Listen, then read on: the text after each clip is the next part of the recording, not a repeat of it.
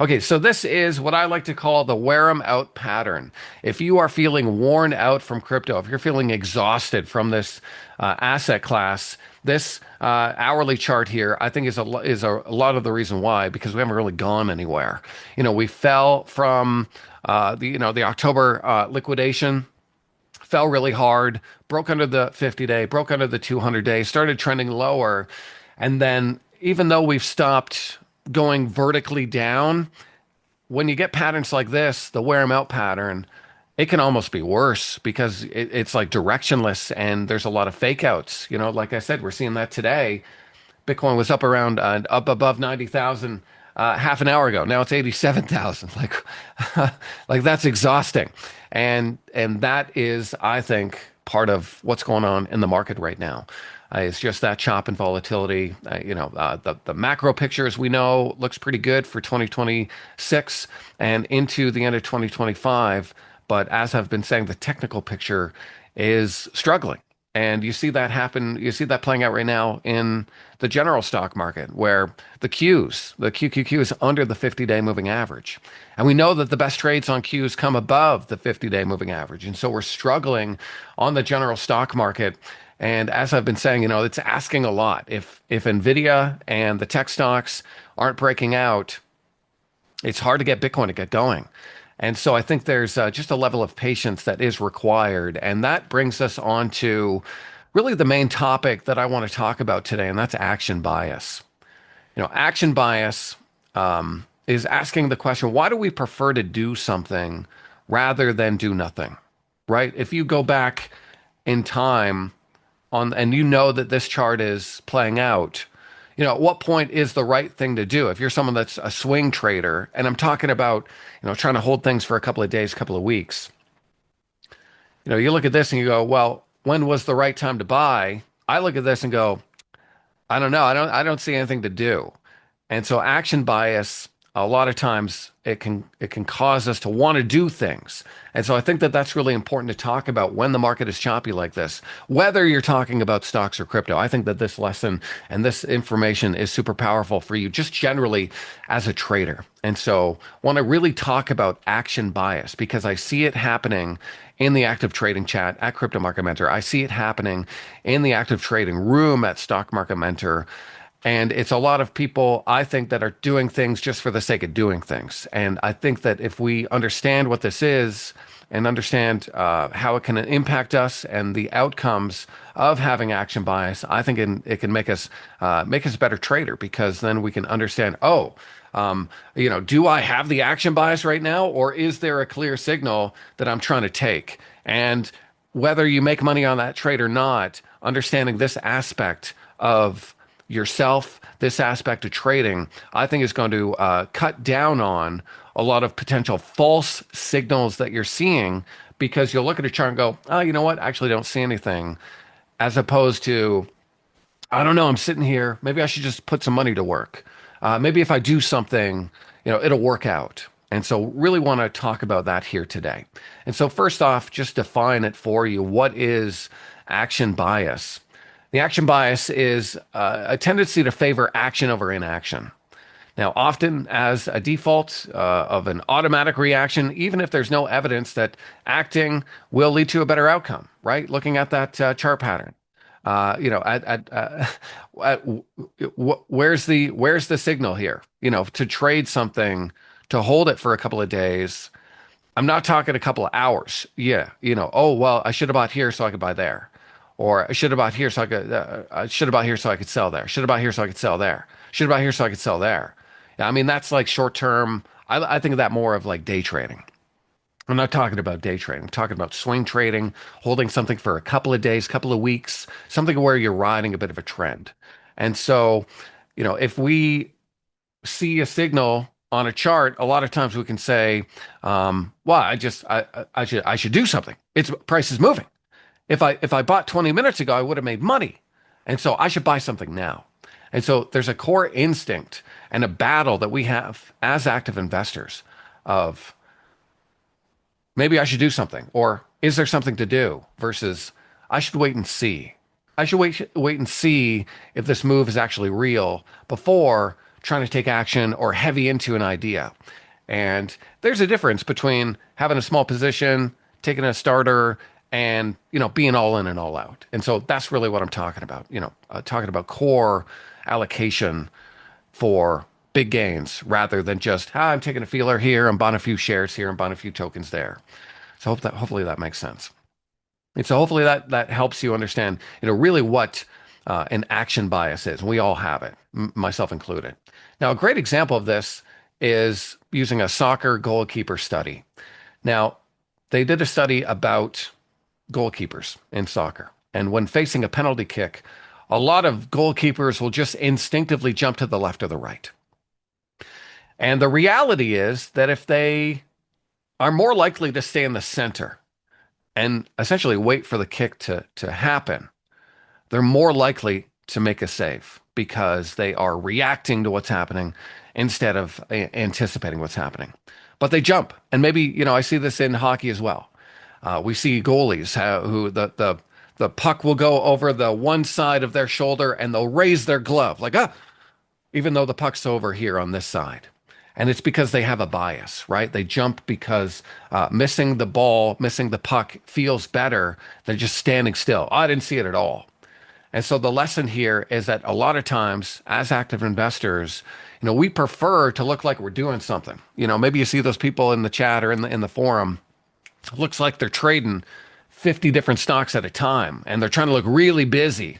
A lot of times, in my experience, if you see those people in real life, maybe they're trading 10 shares here, 20 shares there. It's hard for them to make a lot of money. I can't imagine trying to trade 40 different stocks at a time. Like, my God.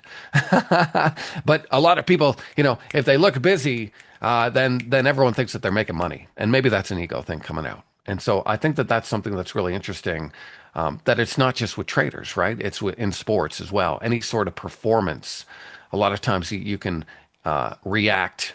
You should be reacting, but a lot of times you'll anticipate something and you'll move, you'll make a move, you'll buy something too early because you're anticipating a bounce. You're not waiting for the signal of that bounce to happen. Now, why does this happen? It's evolution, baby. From our ancestors. Immediate action in the caveman days, that was required for survival. I'm hungry. I got to go. I got to eat. I got to feed my family. I got to take action right now. We are hardwired to take action. And it's still in us. It's still in our brains. And why is that? Because it gives us the illusion of control. If we are acting, we feel like we have control over random outcomes. What's happening in crypto right now, this could be just a random outcome, maybe a bit of a pump, maybe a bit of a dump. But if we don't do anything, maybe it feels like we're giving up on the sector, we're giving up on a trade or something like that. There's also social conditioning where a society will reward busyness. If I'm posting charts all the time for everyone at Crypto Market Mentor, you guys think, oh man, I'm getting a lot out of this subscription. Scott's posting so many charts right now. And a lot of times, I only want to post a chart when I think there's something to learn from it or something that you can take action on. And yesterday was a great example. I didn't really post that many charts yesterday. I posted a few, but I didn't post a lot. Doesn't mean I'm not working. Doesn't mean I'm not sitting here scanning charts looking for things to do. But sometimes if you see a chat room that's really busy, even on a day where the chat room really shouldn't be that busy, you can think, wow, everyone else is making money but me. And that's not usually the case. And so, we're taught at a young age that the devil makes work for idle hands. And so there's a lot of social aspect to action bias. I got to take action. Oh, it looks like everyone's buying. I got to buy. It looks like everyone's selling. I got to sell. Oh, it looks like everyone's trading this. Maybe I'll trade that. And that can often lead to a lot of over trading, as we know. There's also overconfidence, where we believe that our intervention will improve the situation. And so if you are struggling in your trading right now, a lot of times we can say, well, maybe I just need to trade more. I just need to. I'm not trading enough. I need to buy and sell and buy and sell and buy and sell, and then that's gonna fix the situation that I'm in right now. Maybe I took a big loss, and now I want to make up for those losses. So now I'm going to overtrade, and I'm feeling really overconfident because I made that money in the first place. I can make it again. And so even if we're in a complex situation that we don't fully understand, like the current technical picture on markets, why are markets going up and down? I actually don't know. I don't know why Bitcoin pumped. I don't know why Bitcoin dumped. And so if you don't have a systematic process for trading of, okay, I'm getting in here because of this signal that I saw, I'm getting out here because this signal went the other way. If you don't have that system in place, a lot of times you're just throwing darts and, trust me, if you're doing that, then you know exactly what can happen to your account. You can bleed out all of those gains that you made when trading was easy and the trend was in your favor. And so that's why it happens. Don't blame yourself. I mean, you can't blame yourself to some extent, but we are hardwired to take action. I'm a fixer. I want to fix things. And a lot of times, if I'm having a fight with someone that I care about, I want to fix a problem. How can I fix it? What can I do? I need to do something to fix this problem. Now, a lot of times, sometimes if you're having a conversation with a significant other, a lot of times just listening. You don't have to do anything. You just need to be heard. And or in trading, you just have to watch the chart, watch it play out. And then when that signal's there, that's when you take action. But we are hardwired to act. And so don't come down too hard on yourself because it's just part of who we are as humans. And I think it's important to understand that. That said, there are real consequences, especially in finance. And as active investors, the trap is that we can panic sell, panic buy, or overtrade during market volatility. And so we, and many traders, rarely outperform passive index funds. That's why the S&P 500 is the benchmark, right? That's why hodling Bitcoin is the benchmark. Because if you can't outperform the indexes, you might as well just buy the index, right? Or buy a leveraged version of the index if you can't do it. And look at your trading. Look at your results over the past couple of years. How many years have you outperformed the S&P 500? A lot of people haven't, even though they're trading every day or trying to trade every day. And so a lot of trading successfully is doing nothing, just sitting there, right? And that's why hodlers, Bitcoin hodlers, make money over the long term because they just embrace that volatility. And that's why I think it's important to have that hodl bag where you are just embracing the volatility, where you are just riding the swings up and down because sometimes it can be so volatile that you'll just get chopped up. You'll have less Bitcoin than when you started with because of the intense volatility. Like today's a perfect example. Looked like Bitcoin was going to 95,000 today, and then all of a sudden, 30 minutes later, there it goes. And so, I've experienced that in my own trading, probably experiencing it today because I did buy a little crypto today. I was sitting in cash earlier this morning. Okay, buy a little crypto. I see a little breakout here. And so would I have been better to do nothing? Probably. And a lot of times, if you're a hodler, that's just what you got to keep doing because ultimately, if your idea is right and your research is right and solid, you'll make more money by doing nothing. And that's why we have hodl bags. That's why I talk about hodling because then ultimately you're just participating in that long-term trend. And if you look at technology, the long-term trend tends to resolve to the upside, even within 30%, 40% or deeper pullbacks. Now, how do we overcome this? Because it's not just something that we want to be aware of, it's something that we want to try and tackle, try and recognize. And the first way is just to understand when you have the urge to take action, that it's an emotional urge. I feel like I'm missing out on money. I feel like I'm missing out on my goals. I got to take action because Christmas is coming up. I want to make a little extra money and give my family a better Christmas. That's not a logical one. That's an emotional one. And so really important to understand that. A lot of your bad trading, a lot of my bad trading, it comes from an emotional spot of, well, I feel good about this idea, but so I'll just buy some here. And maybe it's not a good technical picture, but that's an emotional reaction that you're taking. And so you want to make sure you're evaluating and give doing nothing equal consideration. Am I seeing a signal right here? Is doing something better than doing nothing? Or is doing something just more comforting? Do I feel like I'm taking, at least I'm working here. I did something.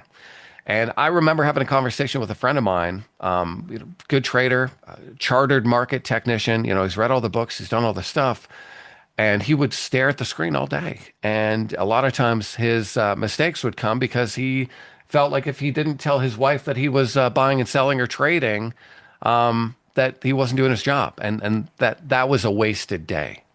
But I think you want to reframe that and you want to view inaction as a deliberate choice. I'm deliberately being patient here. I'm deliberately being disciplined here, as opposed to staring at the chart being like, well, I didn't do anything today, and that makes me a failure. That's not the case. Discipline is action. And so you want to look at it like that. And then you also want to slow down and realize that in complex situations, slow, deliberate action often beats immediate reaction. Now, I'm not talking about, oh, the market's crashing, you just want to let your positions go. Not talking about that.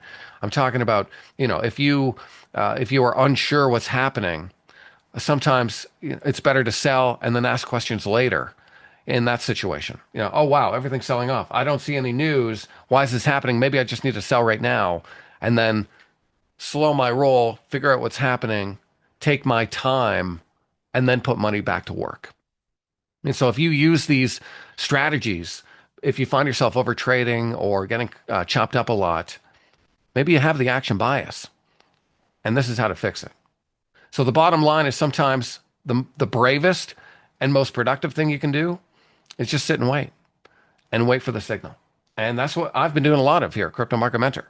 Scott, why aren't you putting out trading ideas every single day? I'm waiting for a clear signal. I don't want us to get chopped up any more than we already have because of patterns like this. I want to be a part of a strong uptrend and make life-changing money.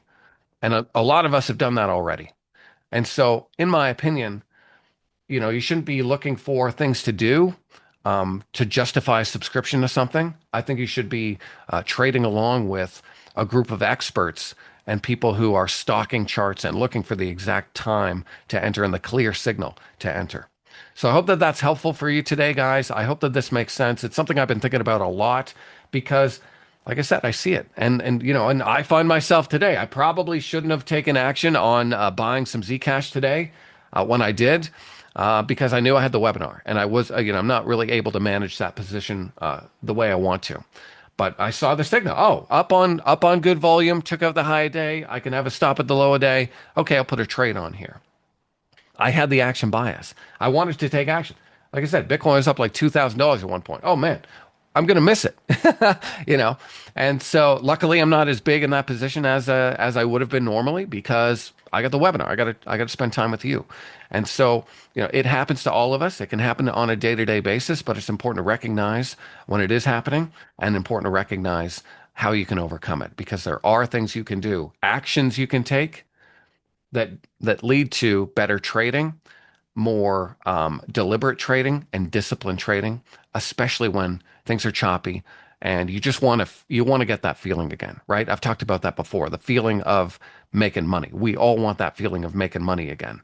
And when you're, chopping sideways, a lot of times that's where you end up giving most of your money back because you have the action bias and you're taking action when you shouldn't.